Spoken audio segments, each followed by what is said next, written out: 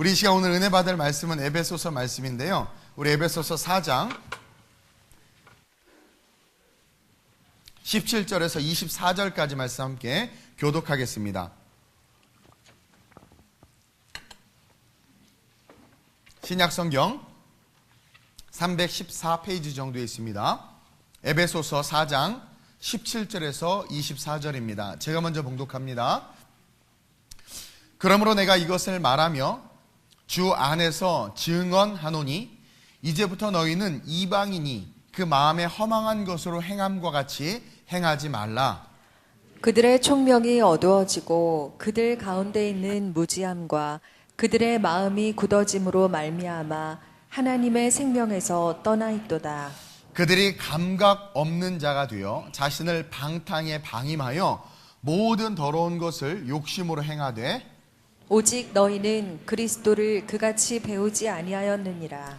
진리가 예수 안에 있는 것 같이 너희가 참으로 그에게서 듣고 또한 그 안에서 가르침을 받았을진데 너희는 유혹의 욕심을 따라 썩어져가는 구습을 따르는 옛 사람을 벗어버리고 오직 너희의 심령이 새롭게 되어 함께 하나님을 따라 의와 진리의 거룩함으로 지으심을 받은 새 사람을 입으라. 아멘. 우리 한 번 더 옆 사람에게 새 사람을 입읍시다.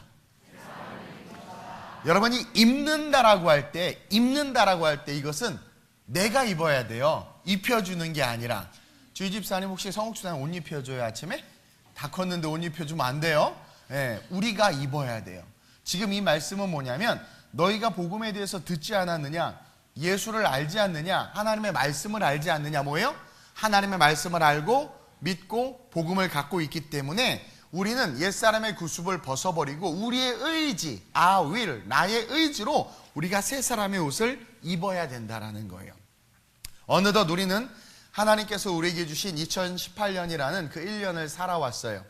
그리고 바로 오늘 지금 그 마지막 주일 이 예배 가운데 저와 여러분들이 앉아 있습니다. 일단 우리 옆 사람을 축복합니다. 당신은 축하받아야 합니다. 왜냐면 여러분들이 여기 있기 때문에 2018년 여러분들이 실직을 했고 혹은 또 자영업자신데 문을 닫았고 혹은 여러분들이 뭐 뜻하지 않는 어려움 가운데 질병 가운데 뭐 저도 뜻하지 않게 좀 아픈 일이 있었는데 뭐 그것 때문에 여러분들의 삶이 좀 괴롭고 힘들지는 모르지만 그래도 여러분들이 지금 이 마지막 한 해의 끝자락 이 마지막 주일날 이 성전에 앉아 있다라는 것만으로도 여러분들은 축하받고 축복받기에 합당한 하나님의 사람이라는 거죠. 왜냐하면 진정한 성공은 그리스도 안에 있는 것이기 때문에 그래요. 진짜 성공은 그리스도 안에 있는 거예요. 올 한 해도 수많은 교회가 문을 닫았다고 그래요. 깜짝 놀랐어요. 그리고 수많은 사건과 이슈들로 많은 성도들이 교회를 떠났어요. 본이 돼야 할 대형 교회들이 불법과 세습 또 하나님의 영광을 가리고 불법도 하나님의 뜻이라고 말하면서 많은 사람들을 실족하게 했어요. 뭐 믿지 않는 사람들이야 그냥 욕하면 되는데 이것을 통해서 믿는 사람들도 어떻게 됐냐면 교회를 떠나는 일들이 일어났다라는 거죠. 근데 그래도 감사한 것은 저와 여러분들이 오늘 여기 있다라는 거예요. 이 마라라는 쓴물에 던져진 나뭇가지 하나가 쓴물을 단물로 바꾼 사건, 제가 금요일도 얘기했고 여러분들이 다 아는 이야기일 거예요. 하나님의 말씀에 순종해서 복음으로 걸어가는 그 한 사람, 그 한 교회가 있다면 작지만 하나님은 그 사람, 그런 교회들을 통해서 썩어져 가고 정말 소망 없는 이 세대 가운데 이 세상의 모든 쓴물들을 단물들로 바꾸는데 하나님께서 쓰실 거라고 믿어요. 저와 여러분들은 보이는 세계가 아니라 보이지 않는 세계를 바라보면서 걸어가는 자들이에요. 따라서 이 한 해의 끝자락에 어떠한 삶의 모습이든 상관없이 우리가 예배의 자리에 앉아있고 하나님은 날수와 시수와 연수를 정하셔서 우리로 하여금 끝을 맺게 하시고 다시 시작하게 하신단 말이에요. 이게 엄청난 축복이에요. 그래서 오늘이 마지막 주일날 저와 여러분들이 결단하고 새 사람이 돼야 돼요. 새 옷을 입어야 돼요. 새 옷을 입어야 돼요. 어떤 여자 집사님이 남편이 좋은 옷을 사줬는데 맨날 옛날 옷만 입는데 왜 그랬더니 이게 편하대.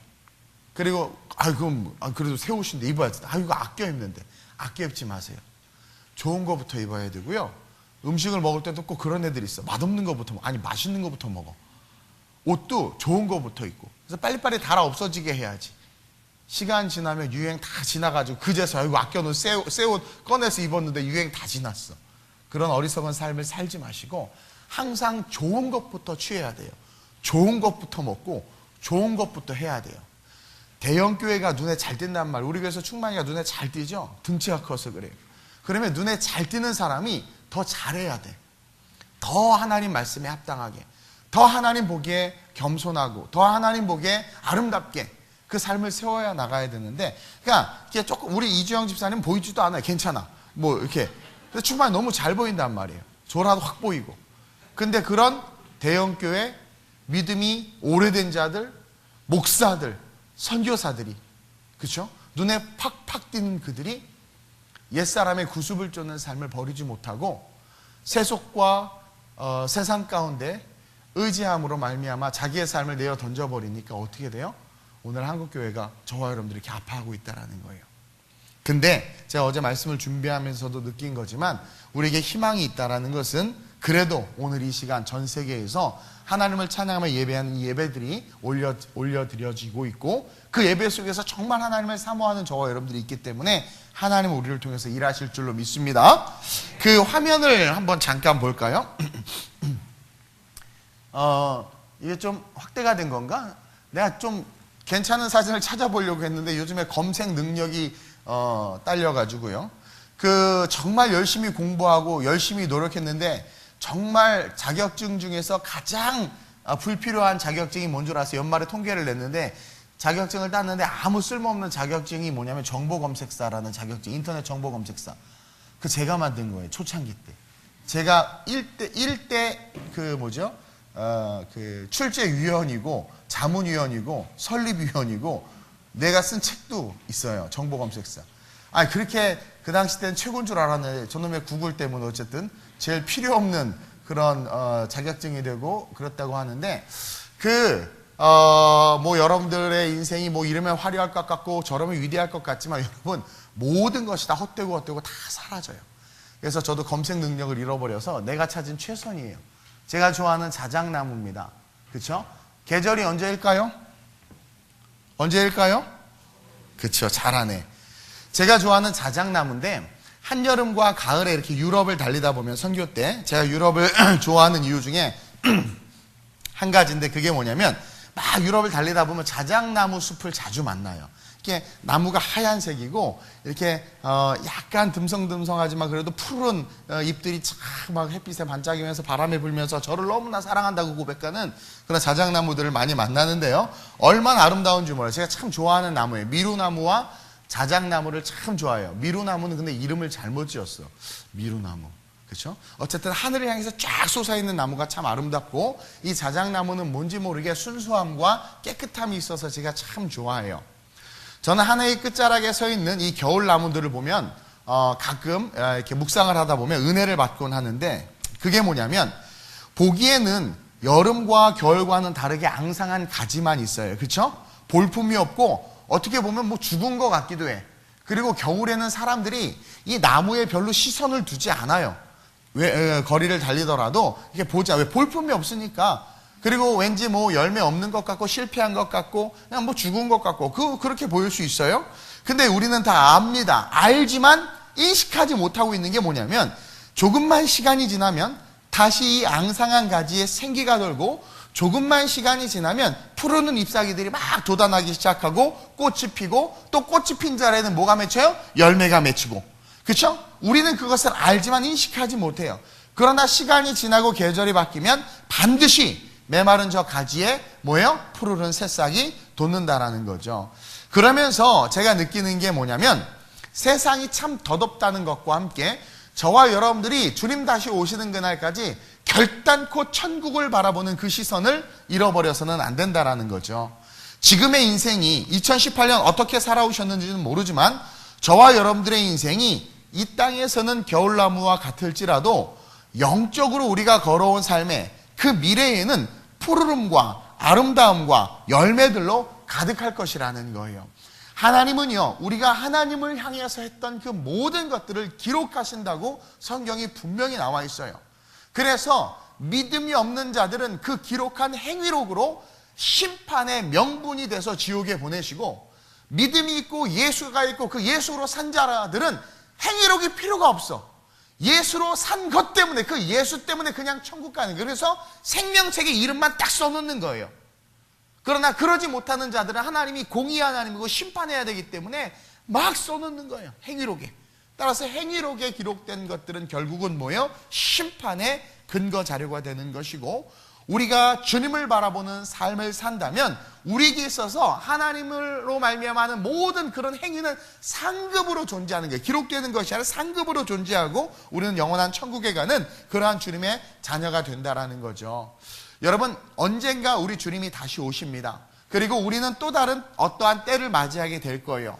나무가 다시 새 옷을 입듯 우리는 영적인 세계를 바라보면서 한 해의 끝자락에서 새해의 시작의 문을 새 사람을 입고, 새 사람으로 옷 입고 문을 열어야 된다라는 거예요. 그러기 위해서 첫째로 우리가 새 사람을 입기 위해서는요, 믿음이 삶을 지배하도록 하는 그러한 삶을 살아야 된다는 거죠. 따라합시다. 믿음이 삶을 지배하도록 하라. 제가 느끼는 게 뭐냐면, 많은 인생들이 메비우스의 띠에 갇힌 것처럼 연초에는 뭔가 계획과 꿈을 막 가득 세워서 막 달려가지만 어느 순간 또 추락해요. 추락하고 좌절과 절망의 뭐 소소한 기쁨들을 누리다가도 다시 연말이 되면 원점으로 돌아오죠. 그리고 또 계획과 희망과 소망을 세우고 열심히 2월, 3월, 4월, 5월 달려가지만 또 이렇게 추락하고 또 그렇게 다시 돌아와서 제자리에 와서 또, 이게 인생의 반복인 것 같아요. 근데 왜 그런가 가만히 봤더니 많은 사람들이 믿음이 내 삶을 지배하는 인생을 살아야 하는데 그러지 못한다라는 거죠. 오늘 본문 17절 이하에 보면 이방인이라는 단어가 나와요.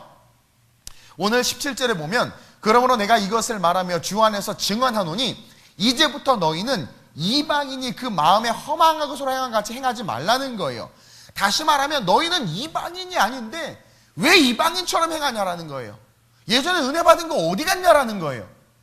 너는 이방인이 아닌데 왜 이방인처럼 행하는 거예요? 내 마음이에요. 마귀에게 마음을 뺏긴 거죠. 네 마음이 아니라 마귀에게 마음을 빼앗긴 거죠. 내가 이것을 말하며 주 안에서 증언하노니 이제부터는 제발 너는 새 사람이야. 왜 자꾸 옛사람의 삶을 사냐라는 거예요. 믿음이 삶을 지배하지 못하게 하니까, 세상이 여러분들의 삶을 지배하게 하니까, 생각이 여러분들의 인생을 지배하게 하니까 뭐예요? 허망한 것으로 행한다라는 거예요. 그래서 한겨울에 내가 암진단을 받고, 한겨울에 내가 재산을 잃어버리고, 한겨울에 내가 실직을 하게 되면 그냥 좌절하고 낭망하는 거죠. 그러나 믿음의 삶을 지배하게 하는 자들은 나뭇잎 없는 저 자작나무를 보면서도 때가 되면 잎이 자라는 것을 알기에 하나님께서 내 인생을 세우실 것을 믿고 믿음의 내 삶을 지배하게 하는 자들은요, 담대하게 새해의 문을 희망으로 열 수밖에 없고, 걸어가는 삶의 여정 속에서 시련과 역경 역시 믿음으로 이겨낼 수밖에 없다라는 거예요. 근데 오늘 한국교회와 수많은 성도들이 믿음으로 삶을 살아가는 것이 아니라, 새 사람으로서 믿음이 삶을 지배하게 살아가는 것이 아니라 세상이 나를 지배하도록 우리 스스로를 내팽겨 치고 있다라는 거예요. 성경은 사람을 크게 둘로 분류해요. 이스라엘과 이방인. 이스라엘 백성이라는 것은 하나님의 사람, 오늘날로 따지면 예수 믿는 자들. 이방인은 뭐예요? 이스라엘 백성이 아닌 모든 민족들, 다시 말하면 오늘날로 말하면 예수 믿지 않는 자들. 예수를 믿는 자들은 하나님의 자녀예요. 이스라엘이에요. 믿음의 자녀들이고, 믿지 않는 자들을 이방인이라고. 근데 오늘 바울이 뭐라고 그래요? 이방인이라는, 왜 믿는 자가, 하나님의 자녀가 이방인의 삶을 추구하냐라는 거죠. 하나님은 우리에게 예수 그리스도를 주심으로 우리의 삶을 새로운 삶, 새 사람의 삶, 우리는 원래 죄인이라 죽을 수밖에 없는데 예수라는 옷을 힘입어서 우리는 어떤 존재가 된 거예요? 새 사람, 이스라엘, 하나님의 백성이 된 거예요. 근데 옷은 새 옷을 입었는데 삶은 옛사람의 삶을 살아가는 거예요. 그것에 대해서 이야기하고 있다는 거예요. 주님은 우리의 삶이 새 사람의 삶으로 세워지기를 원하는데 우리는 늘 육신의 소욕을 쫓음으로 말미암아 옛사람, 여기서 말하는 옛사람 딱 두 개예요. 욕심과 교만의 사람이에요. 옛사람의 시작이 아담과 하와인데 이 아담과 하와가 타락함으로 말미암아 전 인류에게 오리지널 신, 원죄를 주게 된 것은 욕심과 교만 때문이라는 거죠. 그것으로 말미암아 하나님을 대적하게 되고 인간의 삶, 자기 자신의 삶을 추구하는데, 오늘 저와 여러분들이 새 사람의 예수 그리스도의 보혈의 옷을 입었음에도 불구하고 아직도 욕심과 교만으로 삶을 살아가니까 끊임없는 우리의 인생은 좌절과 절망, 이제는 심지어 교회와 하나님, 예수님에 대해서도 희망이 없고 소망이 없다. 한국 교회 짜증난다. 이거 믿는 게 무슨 의미가 있느냐? 그냥 나 혼자 잘 살면 되지. 그러면서 가난한 성도들이 생기고 혼자 TV 앞에서 예배드리면서 자기는 의롭다고 하면서 교회는 무너져야 될 인간의 잘못된 권력이다. 막 이러면서 뭐 엉뚱한 이야기들 하고 있는 거예요. 뭐요? 예수 그리스도의 복음을 온전히 알지 못하는 거죠. 오늘 본문에 주님은요, 이방인에 대한 몇 가지 특징을 이야기를 해주고 있는데, 그 첫 번째가 뭐냐? 허망한 것으로 삶을 세워간다라는 거예요. 근데 딱 맞아요, 이방인들. 근데 한국 교회도 그래요. 허망한 것으로 뭐예요? 삶을 세워가. 없어질 것들, 물질, 세상의 영광을 위해서, 하나님의 영광이 아니라 자기의 영광을 위해서. 또 뭐래요? 오늘 18절 이하에 보면 17절에 보니까 허망한 것으로 행함과 같이 행하지 말라. 이방인은 허망한 것으로 행한다라는 거예요. 주님 오면 다 사라질 거, 불로 연단하면 다 없어질 거. 그 인도네시아 쓰나미 영상을, 인도네시아 전에 박흥신 선교사 우리 교회 오셔서 설교하셨죠. 얼마 전에 영상을 보내줬는데, 세상에 인도네시아 저도 선교를 가봤는데 집이 으리으리해요. 담이 엄청나게, 담이 한 4, 5m씩 되고요. 집이 으리으리하고 막 다 운전자 두고 살고, 하여튼 뭐 한국인들 엄청나게 잘 살아요. 쓰나미 한번 일어나니까 그냥 다 사라져버리더라고요. 다 사라져버리는 거예요. 정부도 어떻게 하지 못해요. 근데 우리는 자연재해나 우리의 힘으로 할 수 없는 어떤 일들로 말미암아 다 사라질 것들을 위해서 목숨을 걸고 있는 거예요. 18절에 보니까 그들의 총명이 어두워지고, 총명은 뭐냐면 하나님을 아는 지혜와 지식인데 이게 어두워지는 거야. 그러니까 하나님을 모르는 거야. 그러니까 믿음이 내 삶을 지배하게 하는 자들은 뭐예요? 총명이 있는 거예요. 혈병 여인이나 백부장처럼 주님 우리 집에 들어오는 거 감당 못해요. 그러나 말씀만 하셔도 내 하인이 낫겠습니다. 믿음이 삶을 지배하니까 창조적 믿음의 역사와 고백이 일어나고, 삶이 하나님의 기적 속에서 주님도 이만한 믿음을 보지 못하였다고는 기적이 일어나요. 혈병 여인, 제가 되게 좋아하는 여인이에요. 믿음으로 말미암아 예수님이 옷깃만 만져도 나을 거라는 자기의 창조의 믿음을 드러냄으로 말미암아 어떻게 했어요? 그 믿음대로 기적이 일어났어. 주님도 놀랄 정도로. 누구냐? 능력이 빠져나갔다라는 거예요. 능력이 빠져나갔다라는 거예요. 총명은 뭐예요? 하나님을 아는 거예요. 총명은 뭐예요? 이 세상이 없어질 것을 아는 거예요. 총명은 뭐예요? 마지막 때 심판이 있다라는 거예요. 그러니 누구를 위해서 살겠어요? 하나님을 위해서. 무엇을 위해서 살겠어요? 그분의 영광을 위해서. 근데 총명이 어두워지니까 뭘 위해 살겠어요? 어두움은 뭐예요? 욕심이에요. 욕심이 잉태한 즉 죄를 낳고, 죄가 장성한 즉 사망에 이르니라. 그 욕심 때문에 투자했다 망하고, 욕심 때문에 만나지 말아야 될 사람 만나고, 욕심 때문에 가지 말아야 될 곳 가고, 욕심 때문에 먹지 말아야 될 것 먹고, 결국은 총명이 어두워져서 엉뚱한 것을 쫓다 보니까 한국교회와 저와 여러분들의 삶이 어찌 보면 계속해서 끝이 없는 주가가 폭락하는 것처럼 믿음의 사람들의 주가가 여지없이 폭락해가지고 아무도 살려고 하지 않는 거예요.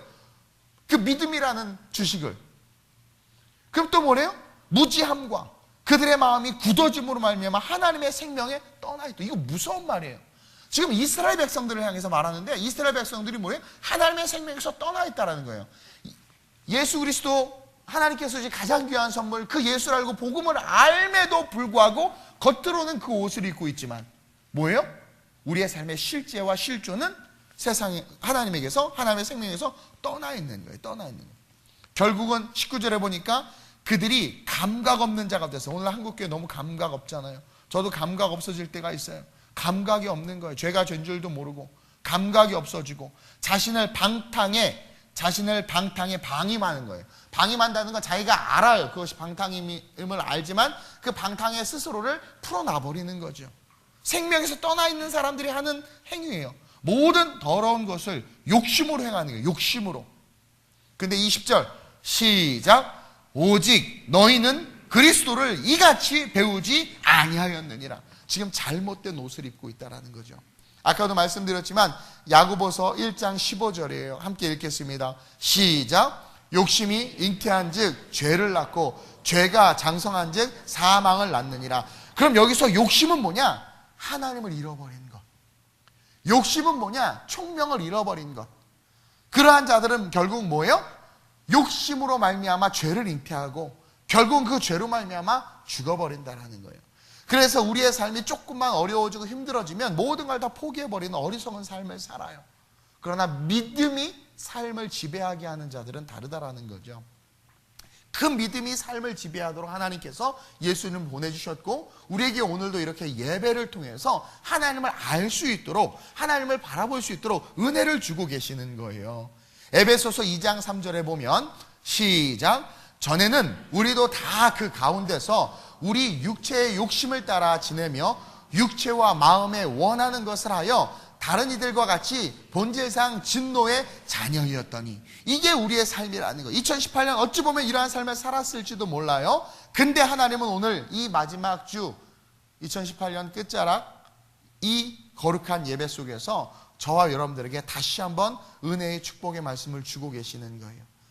사랑하는 아들아 사랑하는 딸아, 2018년 어떻게 살고 어떠한 삶을 살았든 2019년은 새 사람으로 열매 맺길 원하신다라는 그 주님의 음성을 우리에게 들려주고 있다는 거예요. 우리는 주님을 알고 복음을 알고 있음에도 우리의 신앙의 삶을 보면 너무 힘이 없다는 것을 보게 돼요. 한 해를 돌아보면 많은 크리스찬들이 전능하신 하나님과 그분의 위대하심 앞에서 어찌 보면, 제가 이렇게 가만히 한 해를 돌아봤어요. 막 기도에 나와서 막 기도하는 분들을 보기도 하고, 우리 청년들이나 집사님들하고 이런저런 상담하면서 상담의 내용들도 기도의 제목들, 늘 새벽 예배 이렇게 기도 제목들을 늘 보다 보면 늘 똑같아. 기도 제목이 늘 똑같아. 그러면서 제가 드는 생각이 뭐냐면, 죄송해요, 근데 좀 한번 들어보세요. 그냥 이 모든 것도 어찌 보면 너무나 자질구레한 기도 제목들로 막 돌아가는 그런 공장들처럼, 그런 공장의 기계와 같은 그런 삶을 살아온 것 같다라는 거예요. 살아온 것 같다라는. 그냥 여러분들의 기도 제목 형편없다라는 게 아니에요. 제가 말하는 건 믿음이라는 그 관점에서 보면 우리가 살아가는 삶이 정말 어찌 보면 너무나 자질구레한 그런 기도 제목들로 말미암아 그냥 하루를 아둥아둥 그냥 그렇게 살아가는 무슨 공장의 기계와 같은 그런 삶을 사는 그런 모습 같다라는 거죠. 그러면서 이건 어찌 보면 이방인의 삶이 아닌가. 너희는 먼저 그의 나라와 그의 의를 구하라. 그러면 이 모든 것을 너에게 준다고 했는데, 우리는 그 모든 것을 주신다고 한 그 모든 것이 목적이 돼가지고, 하나님의 목적이 아니라 우리의 모든 기도 제목들, 어찌 보면 전능의 관점에서 보면 너무나 자질구레하고 아무것도 아닌 것들인데, 그것에 목숨을 걸면서 아둥바둥하면서 살아간다는 것은 새 사람을 입은 자가 아니라 어찌 보면 하나님을 하나님으로서 만나지 못했기 때문에 어찌 보면 옛사람의 구습과 욕심으로 말미암아 살아가는 삶은 아닌가. 그러다 보니까 한국교회가 이렇게 연약한 모습으로, 이렇게 약한 체질을 갖고 세상 가운데 조롱받으면서 이렇게 몰락하고 있는 것은 아닌가라는 그런 생각을 해요. 여러분, 우리는 주님의 자녀예요. 주님의 자녀라는 것은 믿음의 사람들이라는 거예요. 그러면 이제는 앞으로 살아갈 삶은 저와 여러분들이 믿음의 삶을 지배하는 삶이 될 수 있도록 좀 강하고 담대해지는 그런 새 사람이 되어야 될 줄로 믿습니다. 마태복음 9장 한번 보세요. 26절에서 29절이에요. 같이 한번 읽습니다. 시작. 그 소문이, 2000년 전에 예수님이 온 소문이 온 땅에 퍼졌어요. 우리 크리스마스 때 주님 오심을 찬양하고 예배했단 말이에요. 그렇죠? 온 땅에 퍼졌어요. 계속 시작. 예수께서 거기에서 떠나가실새 두 맹인이 따라오며 소리질러 이르되. 여기서 말하는 맹인은 삶의 문제를 가진 저와 여러분들을 상징해요. 저 눈 있는데요, 눈 뜨는데요가 아니라, 맹인이라는 것은 뭐 영적으로 못 보는 자를 뜻하는 게 아니라 삶에 문제가 있는 자예요. 근데 문제 중에서도 가장 큰 문제, 몸 1000양에 눈이 몇 양? 900양. 잘 모르죠? 네, 그만큼 눈이 중요해. 너무나 심각한 문제가 있는 우리를 뜻해요. 계속 시작.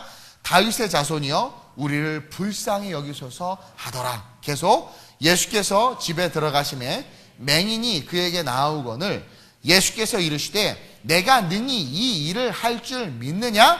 대답하시되 주여 그러하오.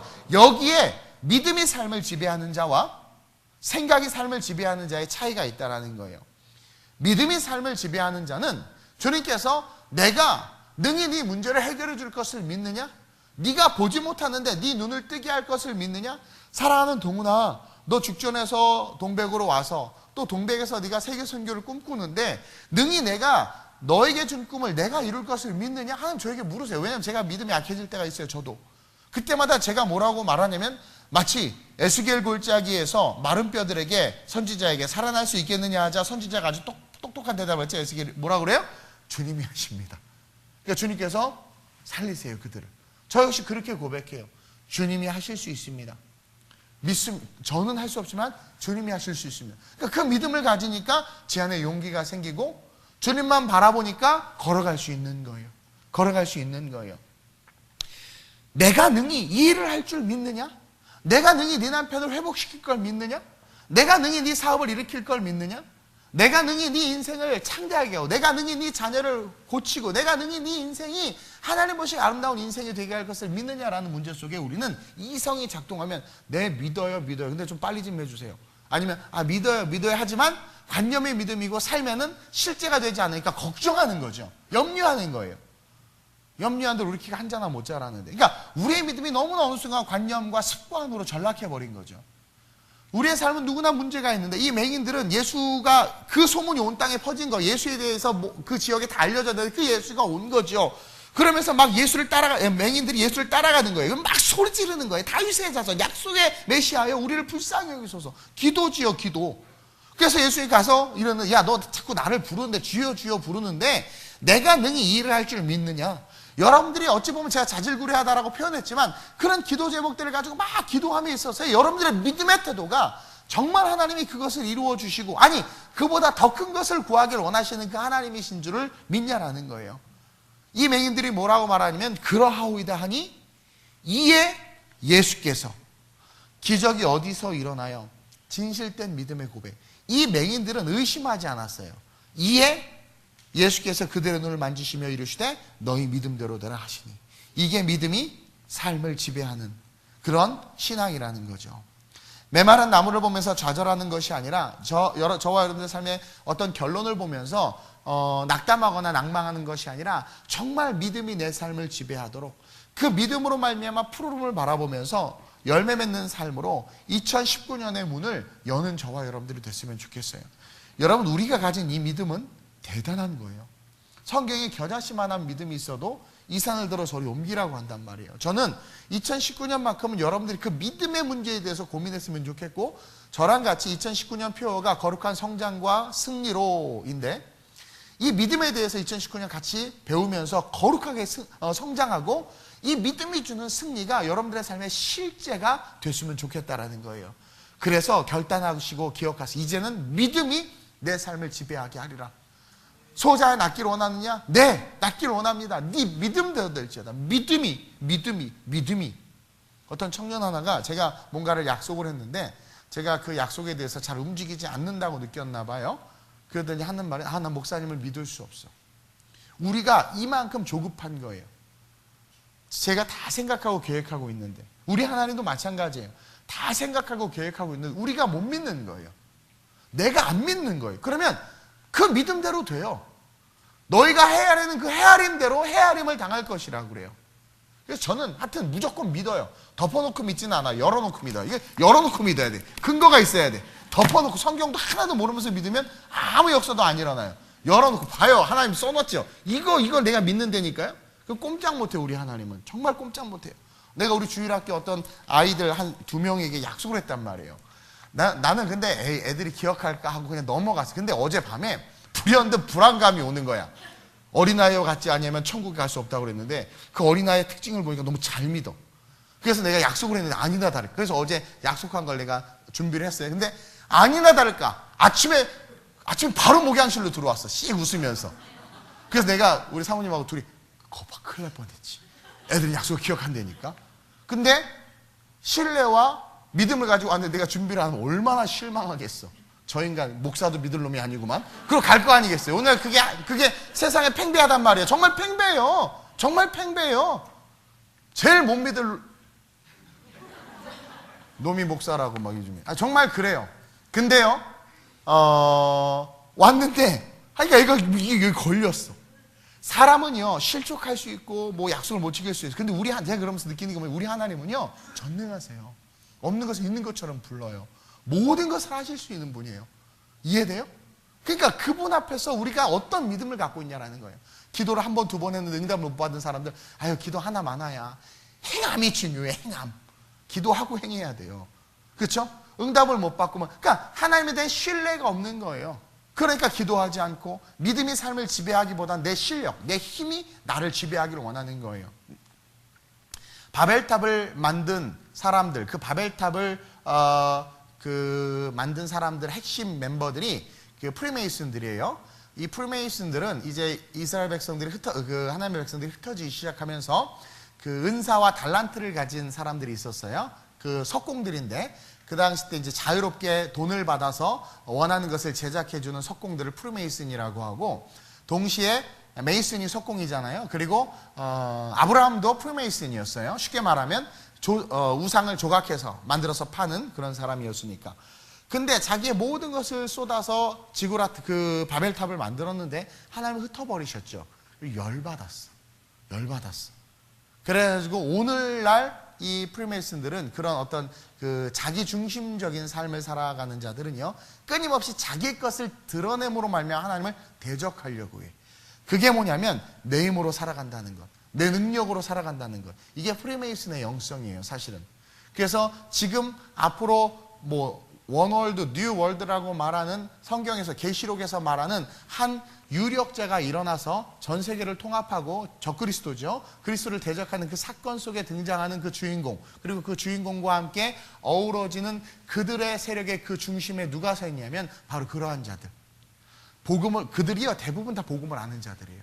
그러나 그 복음에 대한 섭섭함, 여러분 기도응답 안 해주거나 하나님께서 내 삶에 조금 안 좋은 일 하면 막 삐지죠.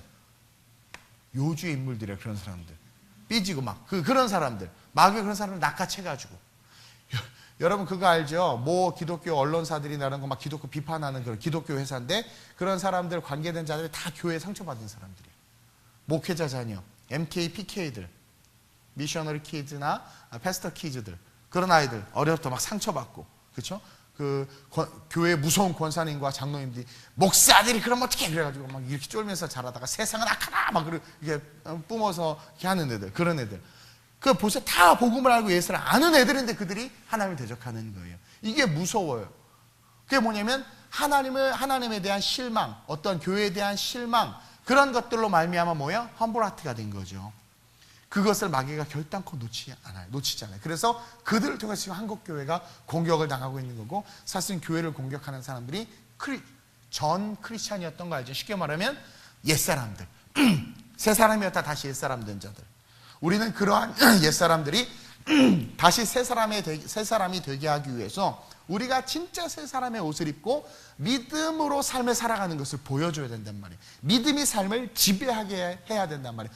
그리 아니하실지라도 괜찮아요. 믿음이 삶을 지배한다는 건 다니엘이 그러잖아요. 나 왕의 금신상에게 절하지 않고 왕의 진미도 먹지 않겠습니다. 너 그럼 죽어. 너 그 기도하지 마. 너 왕 아닌 다른 사람에게 기도하면 사자굴에 던질 거야. 근데 다니엘을 창문 열어놓고 감시하는데도 기도해.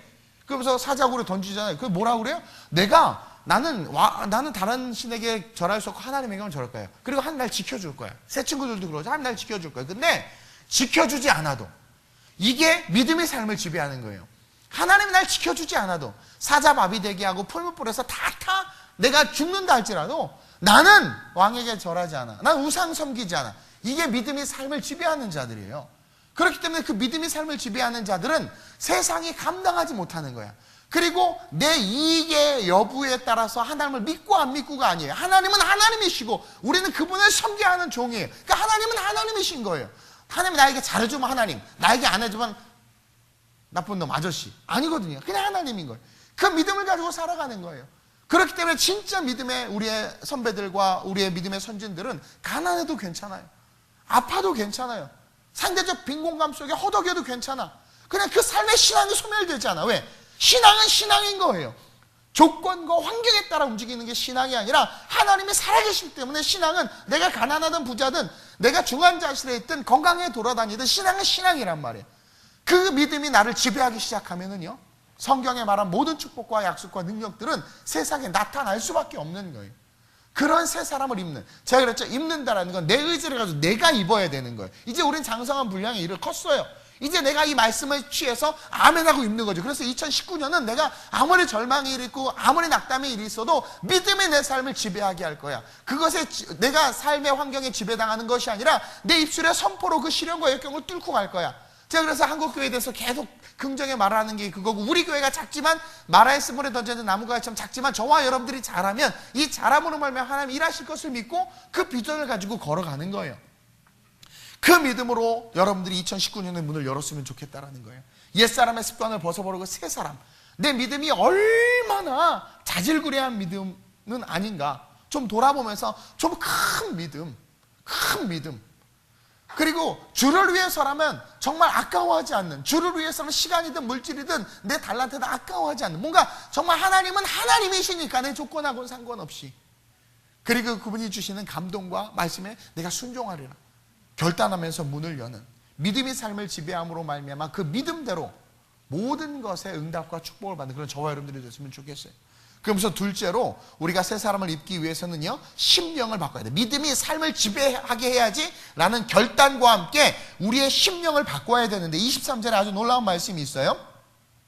22절까지는 옛사람에 대한 이야기를 우리 주님이 계속하세요. 21절에 보니까 진리가 예수 안에 있는 것 같이 너희가 참으로 그에게서 듣고, 우리 설교 많이 들었잖아요. 또한 그 안에서 가르침을 받았을진데, 어성경도 하고 이제 올해 저랑 같이 제자반도, 작년 제자반도 생길 건데 가르침을 받았을진데, 22절 보세요. 너희는 유혹의 욕심을 따라, 하와 그 유혹, 사단의 유혹, 욕심, 먹고 싶은 거, 바라보는 거, 썩어져가는 구습을 따르는, 이미 하나님이 건져놨는데 왜 다시 옛날로 기어 들어가냐라는 거죠.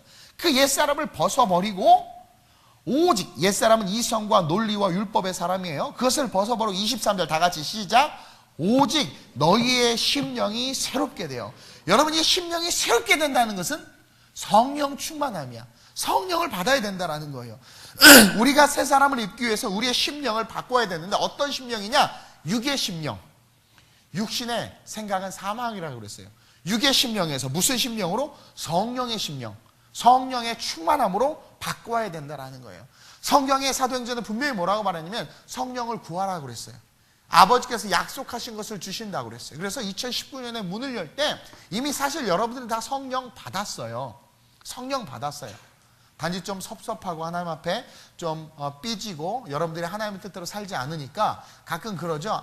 부모님이 자기한테 잘 안 해주고 그 다음에 용돈도 안 주고 그러면 가끔 의심이 들잖아. 우리 엄마 아빠 맞나? 쉽죠. 맞아. 근데 왜 엄마 아빠 맞나라는 생각이 들면 네가 못해서 그러는 거야. 잘하는 자녀에게 부모는 한없는 사랑이에요. 못하는 자녀에게 부모는 무섭지, 회초리 들지. 근데 회초리 드는 부모를 우리는 뭐라고 그래? 어떻게 엄마 그럴 수 있냐고. 들게 만든 너를 못 보는 거죠. 그러면서 하나님은 너무하신다고 그래. 너무하시게 만든 게 우리인데, 그렇죠? 저와 여러분들 기억하셔야 돼요. 하나님 우리에게 성령을 주신다고 그랬어요. 사실 저와 여러분들은 다 성령 받았어요. 누구든지 성령으로 말미암면 주를 주라 신할 수 없다고 그랬어요. 다 성령 받. 단지 성령이 우리 안에 있지만 그 성령이 우리를 지배하지 못하는 거예요. 성령이 우리 안에 있지만 우리가 성령의 심령으로 우리의 심령을 바꾸지 못하는 거예요. 다시 말하면 우리의 인생의 주도권을 성령께, 주님께 내어드리지 못하는 거예요. 그러다 보니까 우리는 늘 메비우스 띠에 갇힌 것처럼 오르락내락, 업앤다운의 인생인 거예요. 믿음의 사람은요, 계속해서 상승하는 삶을 살아요. 인생을 살다 보면 벽이 있어요. 마라를 만나요. 어떤 인생이든 삶에 마라라는 쓴물을 만나게 돼 있어요. 그러면 정말 믿음의 사람, 그 쓴물 앞에서 고군분투하고 무릎 꿇고 눈물 흘리긴 하지만 절대 다운되진 않아요. 싸우다가 그 계단을 올라가요. 또 쭉 가다가 보면 문제가 있고 어려움이 있어요. 그러면 그곳에서 또 싸우다가 올라가지. 믿음의 사람은 거기서 다시 밑으로 내려오지 않아. 밑으로 내려오는 건 뭐예요? 심령이 성령으로 바뀌지 않은 자들이에요.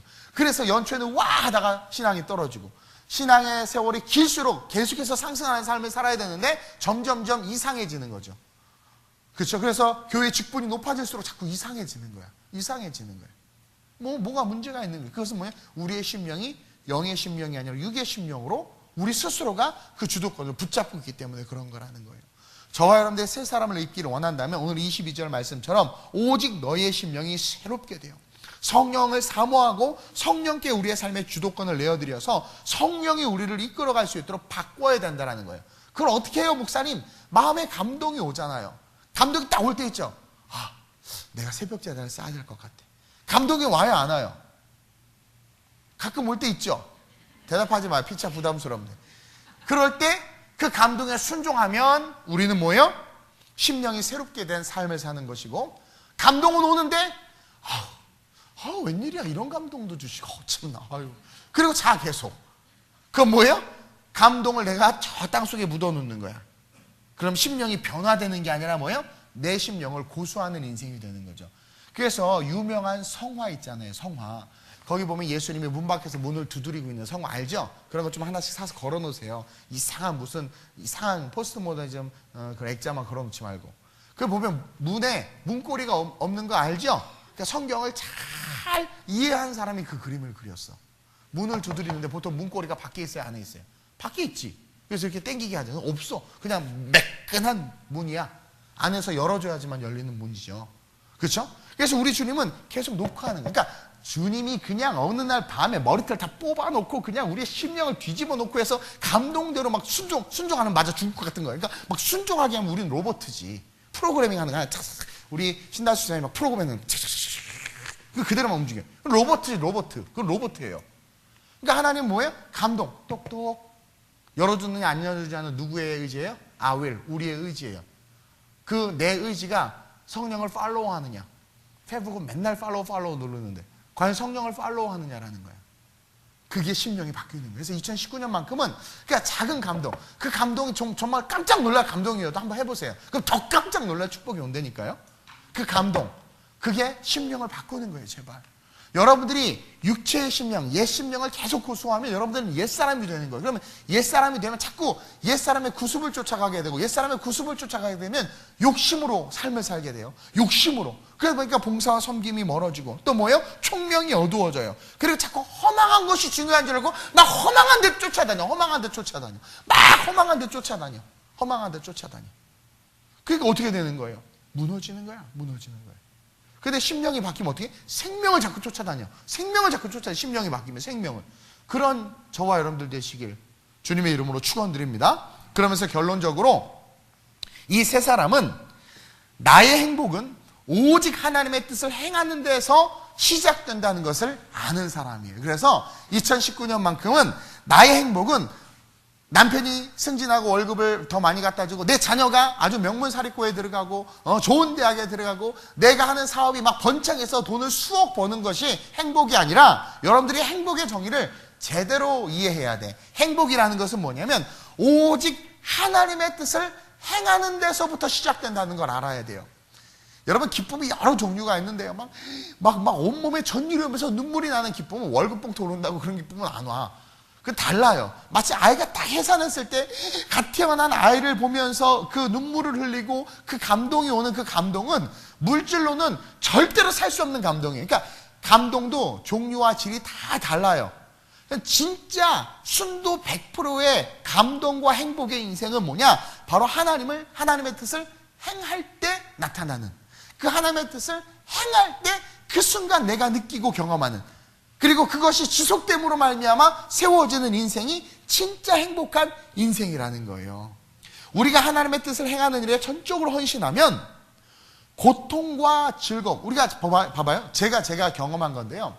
제가 하나님의 뜻을 온전히, 쉽지는 않아요. 그러나 하나님의 뜻을 행하는 일에 온전히 전적으로 헌신하면서 이렇게 걸어갔어요. 걸어오고 있고, 물론 힘들 때도 있지만, 근데 그러면서 제가 느낀 게 뭐냐면, 그 걸어가는 과정 속에 제 인생에 고통도 있고요, 기쁜 일도 있어요. 뭐 행복한 일도 생기기도 하고 좌절의 일도 생기기도 해요. 근데 하나님의 뜻을 행하는 일에서 진정으로 그 일을 헌신하다가 보면 그 과정 속에 있는 고통과 즐거움, 어떤 삶의 어떤 변수들은, 어떤 일들은 아무것도 우리의 인생을 바꾸는 변수가 될 수 없다라는 거야. 이게 뭐냐면 하나님의 뜻을 행하면서 살아가는 그 삶으로 살아가는 자들에게는 마치 욥과 같이 하인들이 달려와서 아들, 딸들이 다 죽었습니다. 재산이 다 날아갔습니다.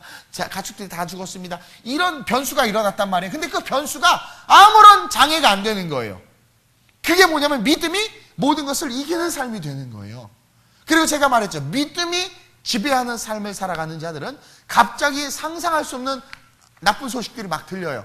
물론 그 순간 마음은 아프고 괴로울 수 있어요. 그러나 뭐예요? 그 소식들이 내가 하나님을 의지하고 하나님의 말씀을 지킴으로 말미암아 살아가는 그 축복의 삶에 아무런 요동도 되지 않는다는 거예요. 나는 욥을 보면서 사람인가 싶을 때가 있어요. 예전에 욥기를 한참 읽은 적이 있어요. 근데 어떻게 이럴 수 있지?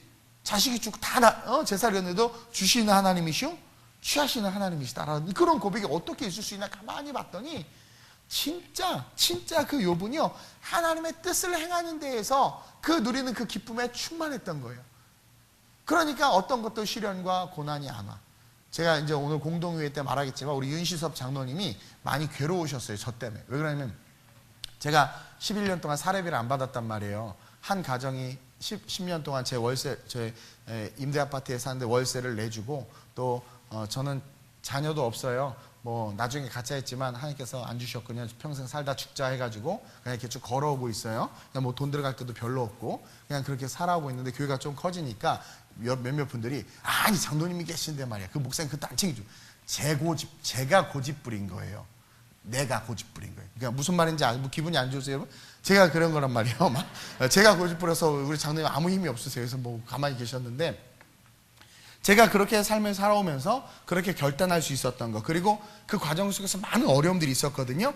근데 제가 느끼는 게 뭐냐면 제가 뭐 저 나름대로 그래도 작은 벤처기업도 해봤고 대학에서 강의도 해봤고 잘생겼죠. 뭐 여기저기 뭐 괜찮은 사람이에요. 예. 근데 다 내려놓고 어쨌든 주의 길을 걸어갔단 말이에요. 그리고 하나님을 기쁘시게 하는 것에 제 삶을 올인했어요. 근데 그러다 보면 어려운 일이 생기기도 하고 힘든 일이 생기기도 해요. 근데 제가 느끼는 게 뭐냐면 그것이 내가 하나님을 신뢰하고 하나님께서 요구하시는 삶을 살아가는데 그 아무런 장애도 안 돼. 변수가 안 되는 거예요.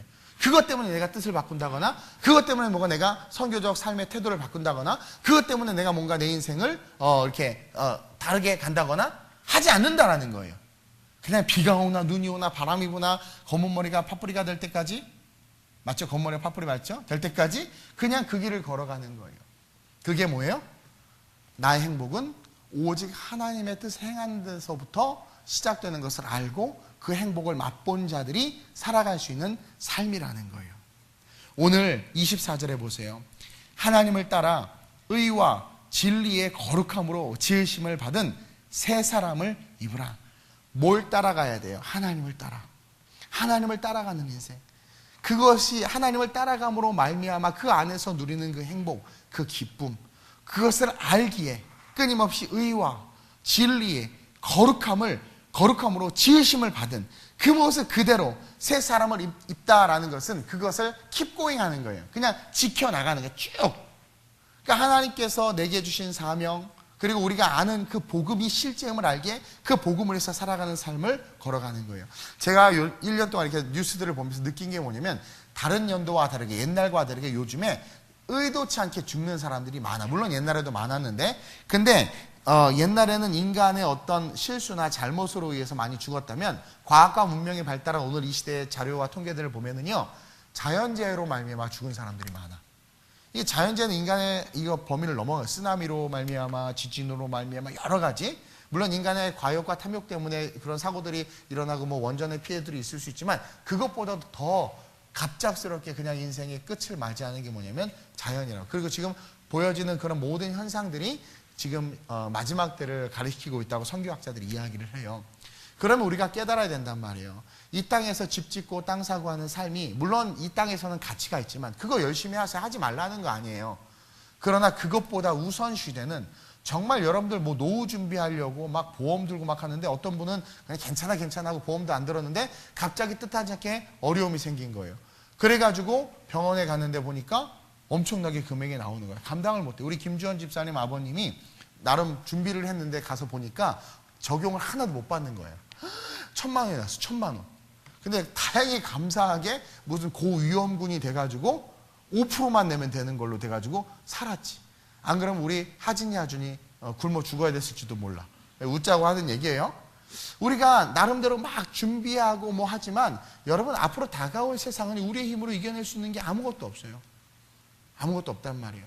그리고 우리 주님은 분명히 다시 오신다면 저와 여러분들이 기억해야 되는 것은 그때를 위해서 준비하는 삶을 살아야 돼. 보험도 잘 들어야 되더라고 보니까. 정작 아파서 가면 그거는 안 됩니다. 그거는 안 됩니다. 또 어떤 분은 되게 비싼 보험을 해요. 한 달에 뭐 20만 원짜리 보험을 든대. 실비보. 근데 갔더니 안 된대. 속은 거지. 잘 보고 해야 돼. 근데 나는 전에 누가 하나 들어줬는데 잘 들어줬어요. 3만 원짜리인데. 근데 잘 돼. 다 돼. 그런 인생이 돼야 돼. 그런 인생이. 그러니까 이게 뭐 크고 위대하다고 아름다운 삶을 사는 게 아니에요. 작고 연약할지라도 본질의 삶을 살아가는 것이 진정한 축복이라는 거죠. 그렇다면 주님이 온다는 것을 안다면 이 한 해의 끝자락에서 우리 인생의 끝자락도 한번 생각해 봐야 된다는 거예요. 뜻하지 않은 죽음 앞에 섰을 때 저와 여러분들은 준비되어 있는가? 저와 여러분 정말 저는 진짜 이번에 제가요, 작지만 뭐 아주 작은 거지만 수술하면서 느낀 게 뭐냐면, 저는 제 혈관에 마늘이 들어가고 포도당이 들어가 되게 싫어하고 뭐 몸에 정말 싫어요. 너무 싫어. 병원 너무 싫어요. 근데 수술실 갈 때 너무 재밌는 거여서 막 사진 찍으라고 해서 막 이렇게 하면 사진 찍고 막 그리고 정말 아무 걱정 없이 속으로는 그냥 눈 안 떴으면 좋겠다 이런 생각도 사실은 있었어요. 솔직히 말하면 천국 가고 싶으니까.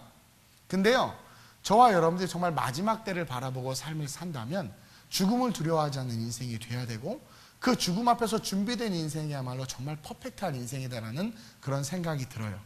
우리의 미래는 우리의 힘으로 감당할 수 없어요. 천지를 지으신 여호와께서 우리와 함께 하실 때만 안전할 수 있는 것이 우리의 미래란 말이에요. 여러분, 한 해의 끝자락에서 인생의 끝자락을 바라보면서 다시 하나님께서 2019년의 문을 열어주셔서 우리로 하여금 그 삶을 살게 하신다면 이제는 우리 믿음이 우리의 삶을 지배하는 그런 삶이 좀 되게 해보세요. 여러분, 돈 잃은 건 조금 잃은 거예요. 건강 잃은 건 좀 많이 잃은 거예요. 그러나 예수 잃고 믿음 잃으면 다 잃어버린 거예요. 여러분, 물질 잃은 거 기도하고 하나님의 뜻 가운데 서면 욥이 7배나 더하는 것을 받은 것처럼 받게 돼요. 근데 그 잃은 것에 전전긍긍하면 결국 전전긍긍하다가 끝나. 그 마귀의 괴계에 빠져서 평생 어떡하지 후회하고 과거만 막 너 때문이야 나 때문이야 막 후회하다 그냥 끝나. 그래서 새 부대가 돼요. 다 끊어버리고 벌떡 일어나야 돼. 벌떡 일어나야 되는 거예요.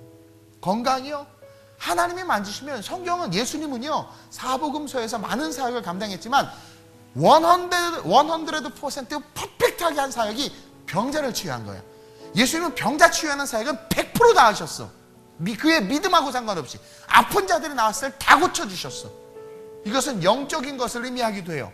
우리의 영적인 질병을 고치를 원하시는 하나님, 그래서 천국을 잃지 않기를 원하시는 그 하나님. 왜? 그렇게 아프고 예수 모르고 죽으면 살다가도 아픈데 죽었어도 지옥가 얼마나 억울해요. 고쳐서 예수 믿게 하는 거예요.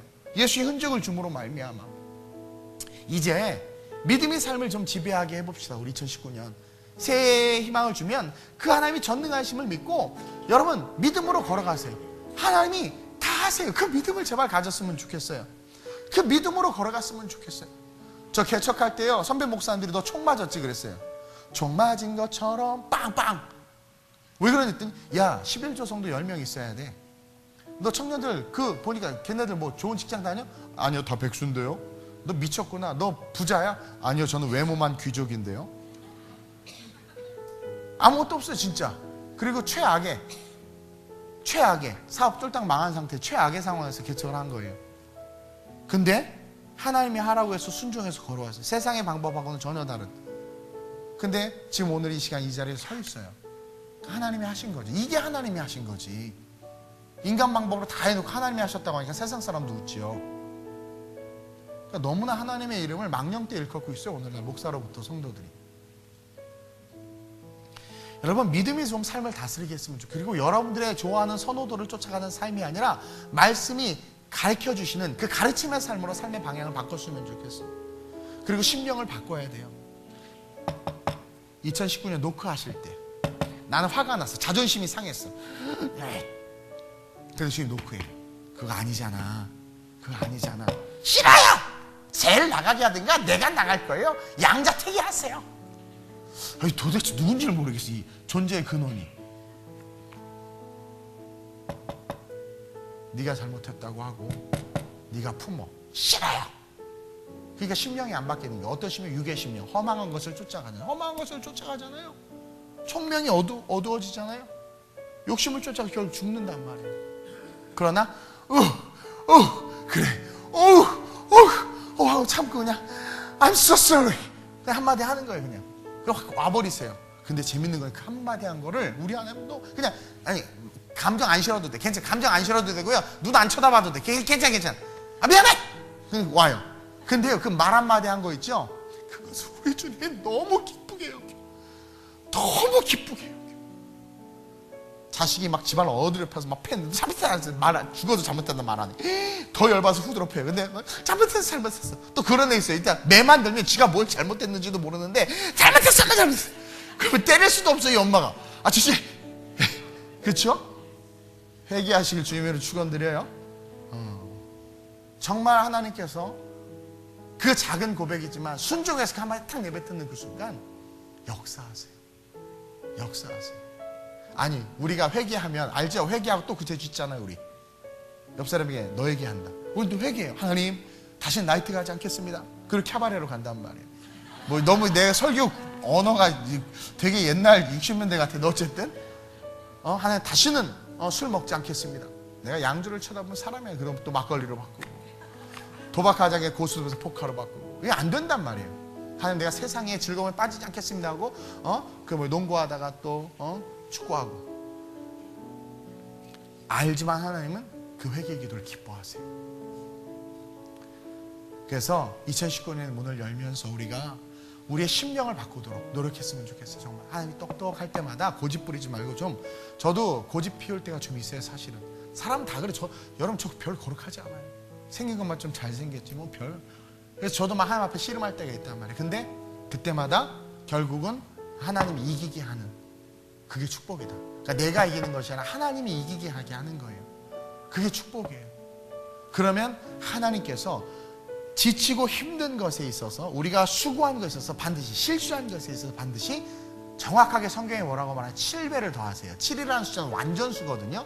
그 완전은 그만큼의 2배가 아니라 우리의 마음에 흡족할 정도의 축복으로 바꿔주신다는 거예요. 그러면 이제 깨닫게 되지. 아 진짜 행복이라는 거 내가 다 해봤어. 내가 명품백도 사보고 얼굴 뜯어고쳐보고 내가 다 해봤어. 행복 없어요. 그거 다 유통기한이 있어. 근데 진짜 행복은 하나님의 뜻을 추구하면서 살아가는 거예요. 그 뜻을 추구하면서 살아. 그래서 여러분 수련회 가면 그렇게 은혜 받고 1년 가는 이유가 그게 진짜 은혜가 있어서 그런 거고 선교 가서 감동받고 변화되는 게 그게 진짜이기 때문에 그래요. 차 산 거 건수 형제님 아직도 차가 좋아요? 그 박은 차 아니지? 새 차도 잘 안 하지? 그 인생이 그거예요. 차 좋은 거 사봐야 다 필요 없어요. 그리고 일찍 사봐야 소용. 또 새 차 나오면 구린 차 돼. 계속 참고 있다가 죽기 직전에 사면 제일 좋은 차 사는 거예요. 하여튼 그러니까 인생은 다 헛된 거라니까요. 다 상대적인 거야. 그러나 절대적인 하나님, 그 하나님이 주시는 감동만 쫓아가면 우리는 정말 행복할 수 있어요. 그 행복을 위해서 살아가는 그런 저와 여러분들이 좀 되시면 좋겠습니다. 제가 3가지를 말씀드렸어요. 새 사람을 입기 위해서 우리가 해야 될 삶의 태도, 믿음이 삶을 지배하게 하라. 믿음이 내 생각이나 육체의 경험이 아니라 믿음이 삶을 지배하라고 했어요. 심령을 바꾸라고 그랬어요. 똑똑 노크할 때 순종해서 바꾸세요. 그 노크 소리를 듣고 열어주세요. 바꾸세요. 그리고 마지막으로 뭐라고 그랬어요? 하나님의 뜻을 행하는 것이 가장 기쁜 일이다.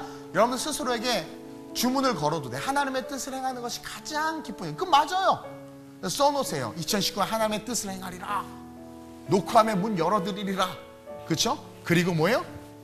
내가 옛사람의 구습이 아니라 믿음이 삶을 지배하게 하는 삶을 살리라. 딱 붙여놓으시고 정말 한번 멋지게 걸어갑시다. 그러다 갑자기 확 죽을 때 내가 이동훈 목사한테 설교 잘 들었다. 큰일 날 뻔했다. 그렇죠? 백보자 심판대 앞에서 얼마나 무섭겠어요. 저와 여러분들 그렇게 결단하시고 연말이라 다들 우울한 것 같아서 좀 재밌게 설교를 해보려고 했는데 전혀 재미가 없는 것 같아가지고 예전대로 다시 조용하게 설교를 하겠습니다. 신년부터는 우리 한번 기도하겠습니다. 하나님 오늘 우리에게 레마의 말씀을 주셨습니다. 새 사람을 입으라고 했습니다. 우리가 의지적으로 입어야 합니다. 믿음이 삶을 지배하게 하라고 했습니다. 도와주세요. 믿음이 내 삶을 지배할 수 있도록 내가 삶을 살아가도록 성령의 노크에 문을 열어줄 수 있는 삶이 되게 해주세요. 그리고 하나님의 행복을 추구하는 것이 진정한 행복임을 깨달았사오니 그 삶을 살아갈 수 있는 우리가 될 수 있게 해달라고. 작지만 우리 교회가 마라에 던져지는 나뭇가지 될 수 있게 해달라고. 세상의 희망과 소망과 세상의 한 줄기 수납뼈 같은 그런 시원함을 줄 수 있는 교회로 우리 교회가 2019년도 힘차게 걸어갈 수 있게 해달라고. 교회와 또 여러분들을 위해서 우리 모두가 새 사람을 입을 수 있기를 위해서 우리 주님을 한번 부르고 합심으로 전심으로 기도합니다. 주여 할렐루야. 좋으신 아버지 하나님 감사합니다. 성령이여 오늘 이 예배를 통하여 하나님의 영광이 드러나기를 원합니다. 하나의 끝자락에서 하나님 우리의 인생이 하나님 잎이 다 떨구어진 보잘것없는 그 누구도 주목하지 않는 겨울나무와 같이 앙상한 가지만 남은 인생이란다 할지라도 하나님, 시간이 흐르고 때가 되면 잎이 나고 꽃이 피고 열매가 맺히는 것을 우리는 압니다. 하나님, 우리 인생이 여기서 끝나는 것이 아니라 영원까지 메아리치는 것이 우리 인생임을 오늘 다시 한번 깨닫고 눈을 들어 주님을 바라봅니다. 우리는 믿음이 있다면서도 자꾸 옛사람의 구습을 쫓아 삶을 살아갑니다. 총명이 어두워지고 허망한 것을 쫓아가며 그것이 인생을 잘 사는 것이라고 착각하는데, 그러나 맞이하는 뜻밖의 고난 속에서 혹은 죽음 앞에서 우리는 얼마나 우리가 초라하고 연약한지를 깨닫게 됩니다. 하나님, 2019년의 문을 여는 우리의 심령 속에 오늘 주신 말씀이 뿌리 박히기를 원합니다. 새 사람을 입기를 원합니다. 믿음이 내 삶을 지배하는, 믿음으로 삶이 지배나가는 그런 우리의 삶이 되게 하여 주옵소서.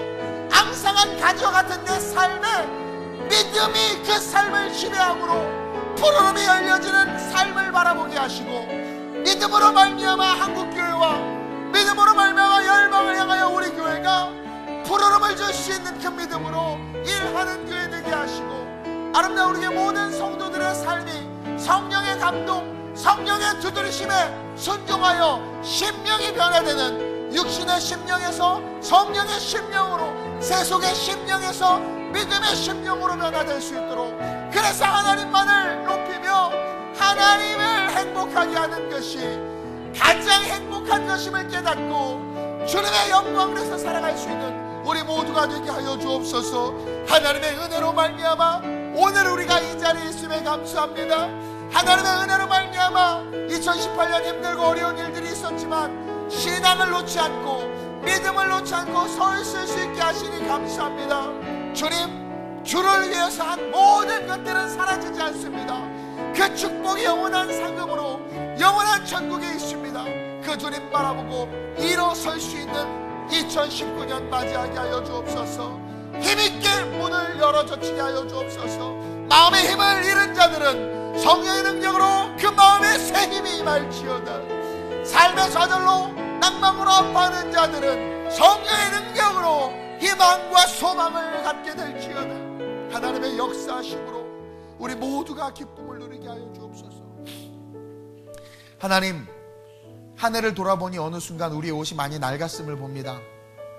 갈아입을 기회가 있었고 바꿔 입을 기회가 있었는데 또 새롭게 구입할 기회가 있었는데 우리는 우리의 고집과 아집을 버리지 않고 총명이 아둔하여져서 옛사람의 구습을 쫓아서 그 옷 그대로 입고 왔습니다. 고집이라는 옷을 연초부터 연말까지 입고 왔고, 불순종의 옷을 연초부터 연말까지 입고 왔고, 하나님의 뜻이 무엇인지를 알면서도 외면하는 영성을 가지고 연말까지 걸어왔습니다.